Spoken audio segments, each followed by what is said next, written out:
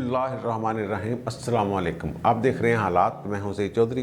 पिछले चंद दिनों से ख़ासतौर पर 6 अक्टूबर के बाद जो मुल्की हालात हैं इनमें बड़ी तेज़ी के साथ तब्दीलियां देखने में आ रही हैं। जो हालात, मेरा मतलब सियासी जो हालात हैं, और फिर सियासत के साथ हमारी अस्करी मामलात और अदालती मामलात भी जुड़े होते हैं।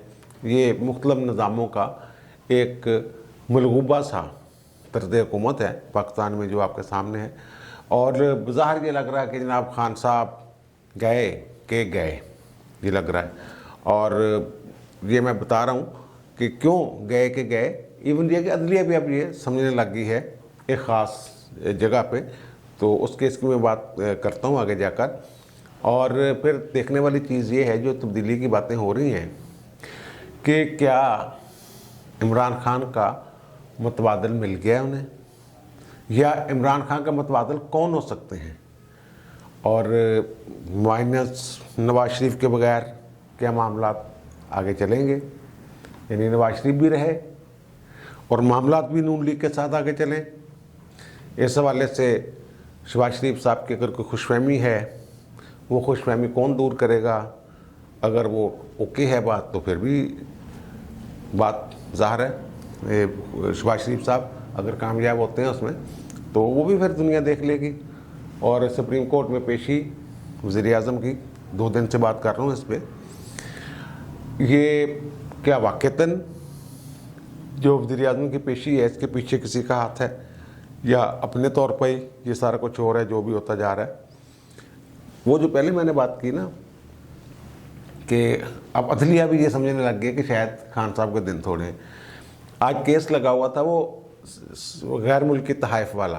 वज़ीर आज़म किसी शहरी की दरख्वास्त पर इंफॉर्मेशन कमिश्नर ने इनसे मांगे थे कवायफ कि जनाब आप बताएं कौन कौन से तहाइफ वसूल किए हैं और कौन कौन से पड़े हुए हैं और कहाँ गए। तो उसको चैलेंज किया हुआ हुकूमत ने, खुद हुकूमत ने, कि जनाब ये नहीं बताया जा सकता, उसको इंफॉर्मेशन कमिश्नर को रोका जाए वगैरह वगैरह। तो आज अटॉर्नी जनरल साहब ने पेश होना था, तो वो जनाब उनके एडिशनल अटॉर्नी जनरल जो आके जनाब डेट लेके कि अटॉर्नी साहब खुद पेश होंगे, इसमें हुकूमत की तरफ से कोई ऐसा मामला हुआ। तो जो मुद्दई है इस मुकदमे का, इंफॉर्मेशन कमिश्नर के सामने जो दरख्वास्त गुजार है, उसने कहा जनाब इन्होंने ज़्यादा मोहलत ना दो, तो मेरा तो केस ही गैर मौसर हो जाना। तो मिस्टर जस्टिस मियाँ गुल हसन औरंगज़ेब साहब जो हैं इस केस की समाअत कर रहे हैं, वो सुना है उन्होंने, वो थोड़े से मुस्कराए हैं। उन्होंने 2 बातें की हैं। उन्होंने कहा कि एक पहली बात ये कि वो क्या ताक़ीर होने से क्या ये बेच देंगे तहाइफ, एक बात उन्होंने ये की। लेकिन दूसरी बात जो की वो मानी खेत है। वो उन्होंने कहा कि जनाब कोई बात नहीं, वज़ीर आज़म ना भी रहे इमरान खान, तो भी आपकी दरख्वास्त गैर मौसर नहीं होगी। यानी वो भी ये समझ रहे हैं कि शायद ये इस दरख्वास्त की समाअत के दौरान ही कोई ऐसी काया पलट हो जाए कि खान साहब उस वक्त वज़ीर आज़म ना हो। उनका जी वो वज़ीर आज़म ना भी रहो तो खैर है, ये दरख्वास्त तो सबके लिए असूल तय करने के लिए है। कि वो उन्होंने फिर कोई सजेशंस भी दी कि जनाब म्यूज़ियम में रख दें, गैर मुल्की तहाइफ लोग देखने आएंगे। तो फिर कोई अमेरिका में उन्होंने कोई मिसाल दी कि पाकिस्तानी तहाइफ उन्होंने किसी सेंटर में रखे हुए हैं, और कहा कि मुझे अगर शील्ड मिलती है तो मैं घर थोड़ा लेके जाऊंगा, मैं तो मुझे तो हाई कोर्ट में रखनी चाहिए वो, इस तरह की बातें। बहरहाल, और चंद दिन पहले लाहौर हाई कोर्ट ने भी एक केस में, जिसमें वज़ीर आला को बुलाया हुआ था और उन्होंने दरख्वास्त की एडवोकेट जनरल ने उनकी हाज़िरी माफ़ी की या वो हुक्म वापस लेने की, तो फिर उन्होंने रियासत मदीना की वही बातें की, जनाब कहते कुछ हैं करते कुछ हैं। काफ़ी अच्छी खासी खान साहब की जो है वो उन्होंने उनके ख़िलाफ़ ऑब्जर्वेशन और रिमार्क्स दिए। अब जो सुप्रीम कोर्ट वाला मामला है, मैंने दोस्त पे भी ला किए, जिसमें सानेहा जो आर्मी पब्लिक स्कूल वाला है, उस हवाले से वालदैन फिर वो बुलाए कुछ लोगों। वो पहले देखें आप उसकी तश्कील जो है बेंच की, chief justice Pakistan mister justice Gulzar Ahmed, mister justice Ejaz ul Ahsan और काजी अमीन साहब, ये 3 रुकनी बेंच। और वज़ीर आज़म को बुलाया, वज़ीर आज़म गए, पेश हो गए। तो क्या इसके पीछे कोई वो कुव्वतें हैं जो चाहती हैं कि टीटीपी से मुज़ाकरात ना हो। और फिर इतनी क्या एकदम सुप्रीम कोर्ट को आगे कह जी मसला ये है, ये मेरा आप तज्जिया कह लें या मेरी थोड़ी सी मेरा तजर्बा माजी का कह लें, ख़ासतौर पर अदलिया के हवाले से। अब तमाम अदारे अदलिया, फ़ौज और इंतज़ामिया तीनों अपनी अपनी साख की बहाली के लिए ये लगे हुए हैं। फ़ौज अपने आप को शो कर रही है कि हम जनाब सियासत से लाग कर लिया हमने। देखिए फैज़ हमीद साहब भी चले गए, नए DGIS आएंगे, पता नहीं वो जनाब इंसाफ के लिए और बिल्कुल तवाज़ुन कायम रखेंगे, तमाम मामलात में आइन और कानून के ताबे रहेंगे। और अदलिया के जनाब देखें हमने तो वज़ीर आज़म को बुला लिया, हालांकि उस केस में कुछ नहीं, ना इमरान खान का उससे कोई ताल्लुक़ है। PTI की हुकूमत ज़रूर थी वहाँ 2014 में, लेकिन इमरान खान का बराह रास्त ना उस सिक्योरिटी से कोई ताल्लुक़ था, ना हुक्म जारी करने से कोई ताल्लुक़ था, ना ही बाद में इंसाफ देने से कोई ताल्लुक़ था। बहरहाल वो कहते हैं कि जितने भी दहशत गर्द उसमें मुलव्वस थे, मास्टरमाइंड समेत, वो सारे मारे जा चुके हैं। एक के सिवा एक की अपील सुप्रीम कोर्ट में पेंडिंग है। तो इससे कोई फ़र्क नहीं पड़ने वाला इमरान खान को। और फिर इमरान खान अपनी बड़क मार गए कि जनाब कोई मुकद्दस गाय नहीं है। उसमें ना ही रहीस शरीफ का कोई किरदार है, ना ही उस वक्त ISA के जो चीफ थे ज़हीर इस्लाम उसका कोई किरदार है, ना कोई सबूत हैं। वो वालदैन हैं ज़ाहिर है जो बच्चों के, उनको तो सुकून आना ही नहीं। वो तो सुकून किसी का बच्चा अगर सिर्फ यही सोच के होंगे कि आज स्कूल ना जाता तो मेरा बच्चा मेरे साथ होता। मुख्तलिफ सोचें, मुख्तलिफ घर में जब नाश्ता खाना, ईद, दीगर त्यौहार, तो बच्चे याद आते होंगे ना उनको तो सुकून वो उस तरह। और फिर जो बातें की जा रही हैं जनाब, शायद ये वो एक ख़ास नहज पे सोचने वाले लोग जो हैं वो चाहते हैं TTP वाला मामला, मुज़ाकरात अमन ना हो वगैरह वगैरह। जजों के नाम मैंने इसलिए बताए थे, वो जो कोर्ट रिपोर्टर हैं उनको तो पता है चकवाल अपने ग्रुप क्या होता है और दूसरे ग्रुप क्या होते हैं। यार जब जजों को किसी, अब मैं नाम लेके बता रहा हूँ, फैज़ हमीद की अगर सिफारिश में कोई जज लगता है या किसी अस्करी शख्सियत, आगे थोड़ा सा किसी अस्करी शख्सियत के कहने पे किसी को जज मुकर्रर किया जाता है, तो आप उससे क्या तवक्को करेंगे कि वो फ़ौज की जो, अगर फ़ौज चाहती है कि मुज़ाकरात हों और TTP के साथ उनके आम माफ़ी वगैरह वाला मामला तय हो जाए, तो क्या ये कोई तसव्वुर कर सकता है रोकने का? ये नामों पे ज़रा दोबारा गौर कीजिएगा। जो बेंच है वो mister chief justice Pakistan mister justice Gulzar, mister justice Ejaz Ali Hasan Panama वाले और मिस्टर जस्टिस काजी अमीन साहब, तो अच्छे जज हैं, तगड़े जज हैं। तो बहरहाल ये, और जो पार्लिमानी कमेटी का, सलामती कमेटी का इजलास हुआ था जिसमें कमर जावेद बाजवा साहब भी, DGIS से भी मौजूद थे, उसकी मज़ीद मैंने रात जो अंदर मौजूद थे उस मीटिंग में साहब उनसे मेरी तफसीलन बात हुई है। तो उन्होंने कहा जनाब के पूरी फ़ौज का ये फ़ैसला लग रहा था और सबसे ज़्यादा जो कायल करने की कोशिश की है मुज़ाकरात के हवाले से सियासतदानों को, वो chief of army staff Qamar Javed Bajwa साहब थे। वो कहते ये मुझे नहीं पता कि उन्होंने अंदर कुछ और हो गए बाहर हो गए, पता नहीं, लेकिन सबसे ज़्यादा उन्होंने इस बात पे जोर दिया कि आखिरकार इसका हल जो है वो मुज़ाकरात ही है। दो मुतहारब ममालिक के दरमियान, दो मुतहारब ग्रुपों के दरमियान, दलों के दरमियान, वो कहते हैं इसका हल यही है कि मुज़ाकरात। और वहाँ शहबाज शरीफ साहब जो हैं उन्होंने तो जनाब सब ओके है, ओके, क्या बात है, क्या बात है, क्या बात है। फ़ौज की तारीफ़ और तसीफ़ के उन्होंने जो वहाँ डोंगरे बरसाए हैं, वो भी कहते हैं अपनी मिसाल आप है। सबसे कमज़ोर नज़र आने वाला सियासतदान वहाँ पे, मैं बहुत मादरत के साथ नून लीग वालों के साथ, वो मियाँ शहबाज शरीफ थे। ऐसे लग रहा था जैसे उनके साथ ये कोई पहले से तयशुदा बातें हैं जो वो कह रहे हैं। उनकी तारीफ़ और तसीफ़ जो कर रहे थे फ़ौज की और उनकी जो माजी की कुर्बानियाँ हैं, 10,000 शहादतें हैं, 60,000 80,000 पाकिस्तानी जो हैं उनकी शहादतें हैं, और फिर कमाल पर कमाल जो उनके हैं दिफाई मामलात में, वो उस पर जनाब उन्होंने किया है। लेकिन उनकी खुशफहमी जो है वो 1-2 दिन में दूर हो जाएगी, क्योंकि वो जो चाहते हैं ना शहबाज शरीफ कि जनाब वोट बैंक भी बरकरार रहे, जो नवाज शरीफ के बयानिए की वजह से जुड़ा हुआ है नून लीग के साथ, वो वोट बैंक भी ना टूटे और फौज भी उनसे खुश रहे। ये गलतफहमी जो है शहबाज शरीफ की आइंदा 1-2-4 रोज़ में दूर हो जाएगी, क्योंकि मेरी इतला के मुताबिक किसी साहब को उन्होंने कह दिया है कि ये गलतफहमी दूर कर दो या खुशफहमी दूर कर दो। वो अभी तक नवाज शरीफ माइनस वाले फार्मूले पे अड़े हुए हैं। शहबाज शरीफ साहब बड़ी तेज़ी के साथ मामला समझ रहे होते हैं कि जनाब ऊपर चले गए हैं और नेक्स्ट हुकूमत हमारी है वगैरह वगैरह, लेकिन वो नवाज शरीफ माइनस करके वो कहते हैं ओके आप आएँ। और फिर दूसरी बात ये है कि जो मुक़्तदरा है, जो पीछे बैठ के इक़्तिदार का मज़ा है, उसको किरकिरा नहीं करना चाहते हैं।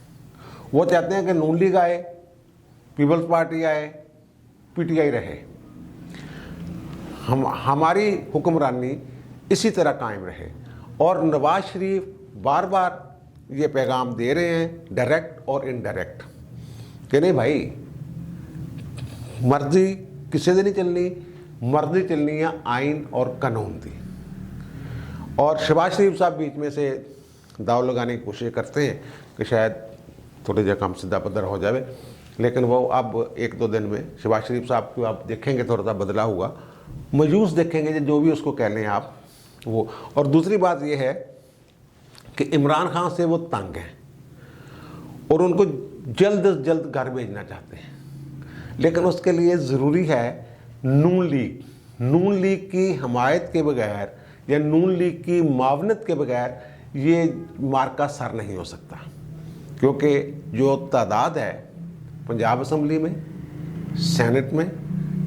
सेनेट का तो खैर उसमें घर भेजने से तल्लक कोई नहीं, हुकूमत का बिलों शिलों का मामला होता है, और कौमी असम्बली में जब तक नून लीग साथ ना दे, नून लीग अपोजिशन की दीगर जमातों को साथ ना मिलाए या उनके साथ ना मिले, उस वक्त तक इन नौज तब्दीली वो वाला गड़बड़ वाला मामला वो नहीं हो सकता। वो माइनस करें जनाब एक अहम तरीन बंदे को नून लीग के, यानी कि नवाज शरीफ को, और फिर जनाब आप अपनी मर्ज़ी से कुछ जो करना चाह रहे हैं कर लें।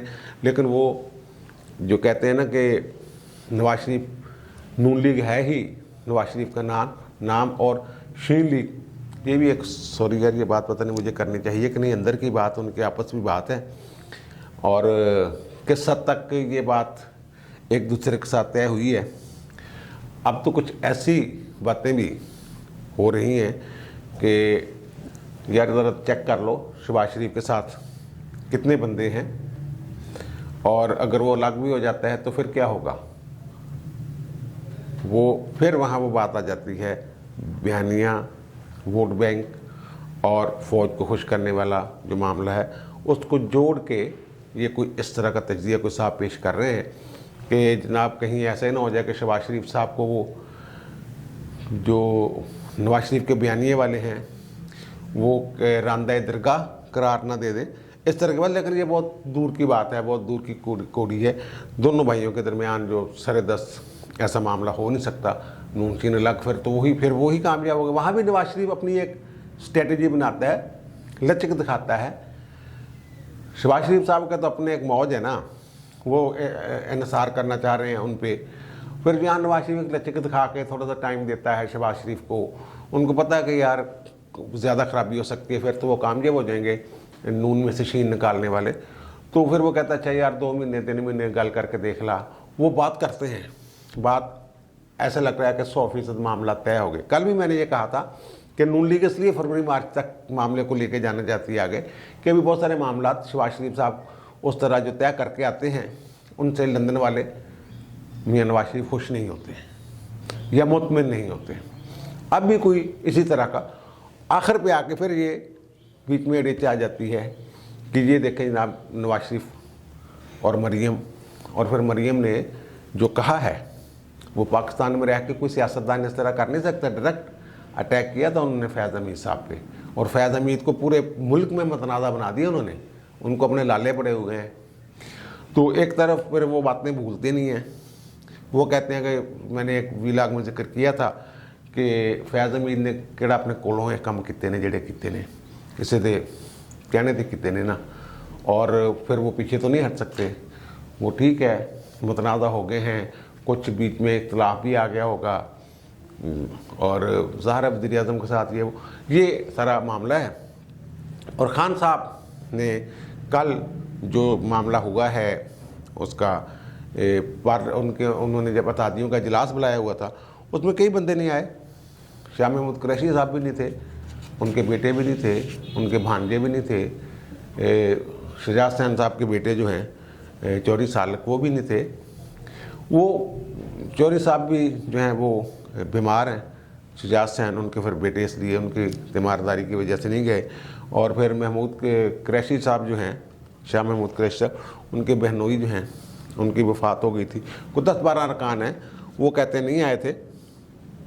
और इन्होंने जो टेलीफोनिकली बुलाया था सबको, सैनिटर्स को, कि आज जो फटाफट पाकिस्तान या जिथे जिथे भी हो, तो वो ये पता चला कि जनाब जो आपके स्पीकर हैं, वो जो आपके चेयरमैन सेनेट हैं, उन्होंने कोई 2 सेनेटर हैं, एक आज़ाद है इनका हामी, और एक MKM का वो कोई लंदन में है, कोई सैर सपाटे कर रहे हैं, पता नहीं क्या कर रहे हैं।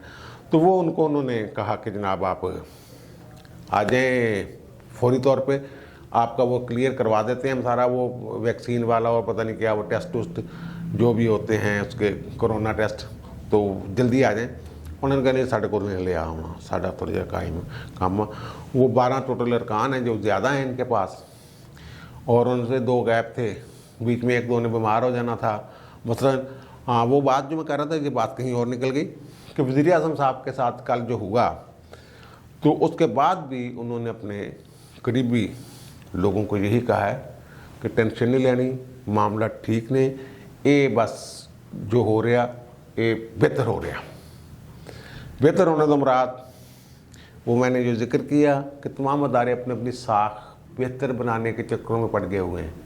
खान साहब कठपुतली थे, आज उन्हें समझा जा रहा है कि खान साहब वेर गए ने, यही है ना, कि देखें ना वो 20 तारीख तक उनका रहेगा DGISI 19 तक, और फिर देखें जनाब उन्होंने इंटरव्यू किए सुप्रीम कोर्ट में, उन्होंने कह दिया जाके कि जनाब ये कोई मुकद्दस गाय नहीं है, और धारक इमेज उनका जो है एंटी एस्टेब्लिशमेंट या एक कठपुतली जो वज़ीर आज़म की बजाय एक इंडिपेंडेंट वज़ीर आज़म के तौर पे थोड़ा सा बना है ना।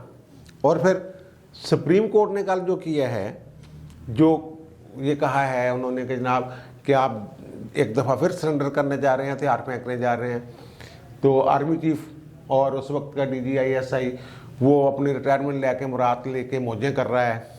ये सारी दुनिया को पता है कि उनका क्या इसमें किरदार था, क्या मामला है, कैसे उनको ये कहेंगे कि जनाब ये बंदे जो हैं ये ज़िम्मेदार हैं उस सानहे के, कोई आर्डर, कोई शहादत। और फ़ौज जो कर रही है वो एक तरफ कहते हैं मैशियत तबाह हो गई है, अंदर खाते बात जब हो रही होती है, तो इस मुल्क का बेड़ा गर्क हो गया। सियासतदान समझते हैं कि जनाब ये तंग आ गए ने, तंग हैं, छिटकारा भी जाते हैं, लेकिन अपनी हुक्मरानी जो है वो ख़त्म नहीं करना चाह रहे। ये एक अहम बात है कि रावलपिंडी वाले चाहते हैं कि जो मौजूदा हुकूमत की ज़ाहिर है वो मुल्क के लिए भी तो सोचना होता है ना सिर्फ। वैसे तो वो कोई साहब कह रहे थे कि छोटा मुल्क इस फौज में वारा नहीं खांदा, और उसकी वजह भी एक बड़ी अजीबोगरीब उन्होंने बयान की कि छोटे मुल्क के फिर जो वसाइल हैं वो भी कम हो जाते हैं।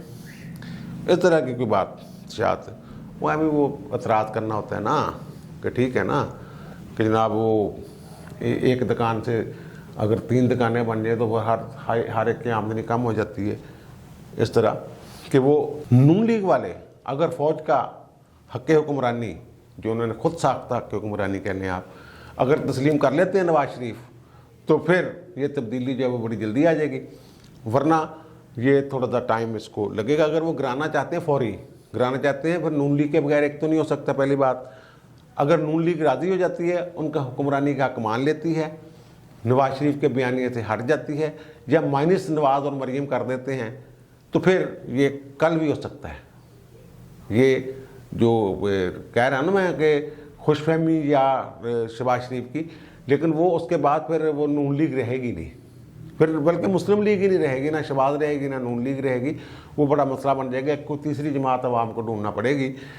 तो वो इस तरह कोई मामला चल रहे हैं अंदर, वो उनके लिए कोई मुश्किल नहीं होगा। जो तहादी हैं खान साहब के, उनको इशारा करेंगे, वो इनके साथ आके मिल जाएंगे 1 मिनट में। इसमें रुकावट नून लीग, और नून लीग में भी असल नून जो है नवाज शरीफ, वो इसमें रुकावट है। वो कहते हैं जनाब सरदस्त इन हालात में इमरान खान का मतवादल दस्तयाब नहीं है, मतवादल दस्तयाब नहीं है। मतवादल हो सकते हैं शहबाज शरीफ, लेकिन वो कहते हैं दस्तयाब नहीं है, वो भी किसी और के हाथों में खेल रहे हैं। जब तक वो मुकम्मल तौर पर इंडिपेंडेंटली हमारे साथ मामला तय नहीं करेगा और हमारी बात नहीं मानेगा, और ये नहीं मानेगा कि जनाब असल हुक्मरान आप हैं, उस वक्त तक ये मामला जो है अवाम जो है दवाइशें करती रहे। कुछ लोग बददवाएँ दे रहे हैं बहुत सारे, कुछ लोग मुल्क के लिए ज़ाहिर दवाएँ भी तो कर रहे होंगे ना। बददवाएँ तो हुक्मरानों के लिए मिलती हैं, असल हुक्मरानों को भी बददवाएँ मिल रही हैं, और जो सामने बैठे हुए हैं कठपुतली जिन्हें कह रहे हैं, उनको भी, उनके लिए भी बददवाएँ हैं। बाहर निकल के देख लें आप, किसी जगह भी 4 बंदों से बात कर लें, 3 उसमें से ज़रूर गालियाँ दे रहे होते हैं। अब मुझे दीजिए इजाज़त, इंशाअल्लाह दोबारा मुलाकात होगी नए व्लॉग के साथ। अल्लाह हाफिज़।